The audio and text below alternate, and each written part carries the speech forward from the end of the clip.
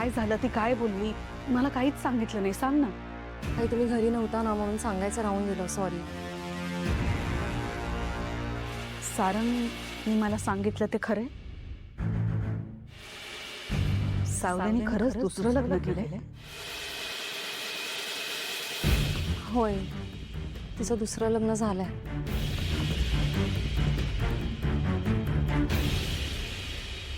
ही गोष्ट तू खात्रीने कशी सांगू शकतेस मला सांग. खात्री कशाला येईल? तिने स्वतःहून त्या व्यंकटेशशी, म्हणजे तिचा जो नवरा आहे ना, त्याच्याशी माझी ओळख करून दिली. अच्छा, म्हणजे तिच्या मते हा जो कोणी आहे तो माझ्या सारंगपेक्षा जास्त उजवा आणि श्रीमंत आहे असं तिला वाटतंय. कमाल आहे. आई, आता तिने तिचं आयुष्य सावरलंय आणि तिच्या संसारात ती खूप सुखी आहे. एका अर्थी बरंच झालं ना म्हणायचं. नाही म्हणजे आता ती आणि सारंग एकत्र येणारच नाही याची तर खात्री आहे ना. ऐक ना, सारंग माझ्याशी नीट बोलत नाही, माझं ऐकणार नाही. तुझं नक्की ऐकेल. तू बोल ना त्याच्याशी जरा. तू त्याला सांग ना, त्याला हेच उदाहरण दे आणि त्याला सांग की आता तू सुद्धा लग्न कर आणि तुझ्या संसारात सुखी हो. सांगशील? आणि तुम्हाला काय वाटतं, मी त्याला सांगायचा प्रयत्न केला नसेल का? पण तो आता कोणाचंच ऐकायच्या मनस्थितीत नाही आहे. त्याच्याच विश्वात आहे तो सध्या.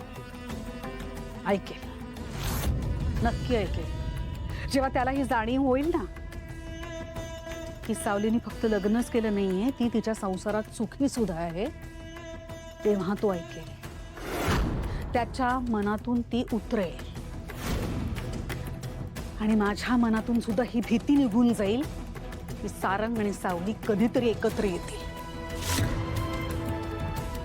अमृता, खरं सांगू, जे काही होतं ना ते सगळं चांगल्यासाठीच होतं. अबीर, काल आपण शेवटी सिंहगडावर जाऊन आलोच. कसं वाटलं? खूप मजा आली असते बघा. आज कितीतरी दिवसांपासूनची इच्छा पूर्ण झालेली असते. आणि हो, तिथले पिठलं भाकरी तर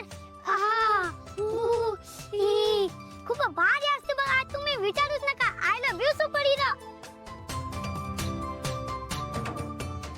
बाबा, खूप मज्जा आली.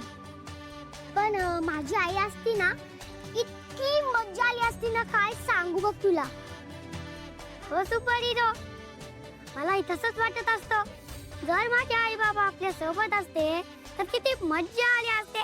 झालं ना आता बस. कशाला, आता आपण आहोत ना. कशाला आई बाबा हवेत आपल्याला.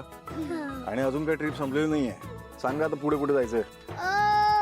आरतीला, म्हणजे ज्ञानेश्वर माऊलींच्या दर्शनाला. अरे थांबा थांबा थांबा, माऊली घाबरतील. थांबा, जाऊ आपण तिकडे. ज्ञानेश्वर माऊलींची जय. ज्ञानेश्वर माऊलींची जय.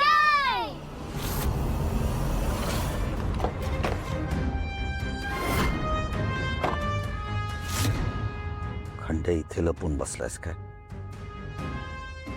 आता काय तुला मी सोडत नाही.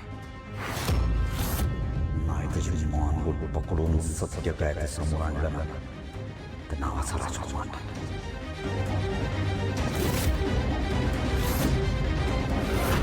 कुठला एरिया आहे हा?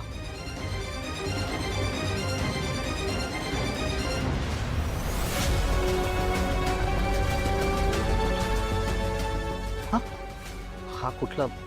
Left left.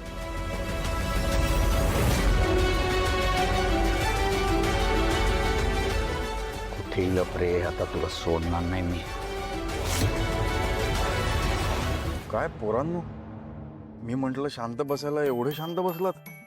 अरे काहीतरी बोला, काहीतरी करूयात. आपण खेळ खेळायचे का? आपण शब्दांच्या भेंड्या खेळूया. शब्दांच्या भेंड्या नाही, नावांच्या भेंड्या. हो चालेल, खेळा, सुरू करा. ओवी व वरून तू नाव सांग. ओवी व व्यंकटेश. शो. बाबा तुझ्या शो आलं. व्यंकटेश. श आलं. शारदा. अभि तुझं आलं. शारदा.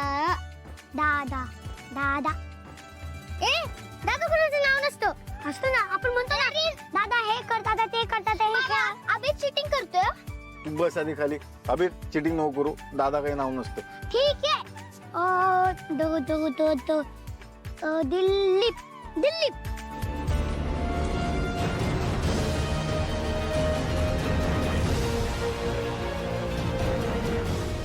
करेक्ट. जवळ आहेस तू आता खंड्या. आता तू गेलास. आणि ट्रिपल एकदम मस्त झालेली असते. खूप मज्जा आली असते आम्हाला. काय काय मजा केलीस मला पण सांग ना. आई सुपर हिरो म्हणजे खरंच सुपर हिरो असतात बघ. त्यांनी ना खूप मस्त सांभाळलं असतं बघ आम्हाला. आम्ही ना गाडीमध्ये गाणी भेंड्या खेळलो असतो. आणि ते जेवणात तर काय ती भाकरी, काय ते पिठलं, एकदम भारी चालतं बघ सगळं. हो हो, मग ते कुठे आहेत? सुपर हिरो ना ते मला सोडून लगेच निघून गेले असतात बघ. अरे असे कसे निघून गेले? काय त्यांना आत बोलवायचं ना अबीर. काय प्रकार आहे हा? किती बेजबाबदारपणा आहे.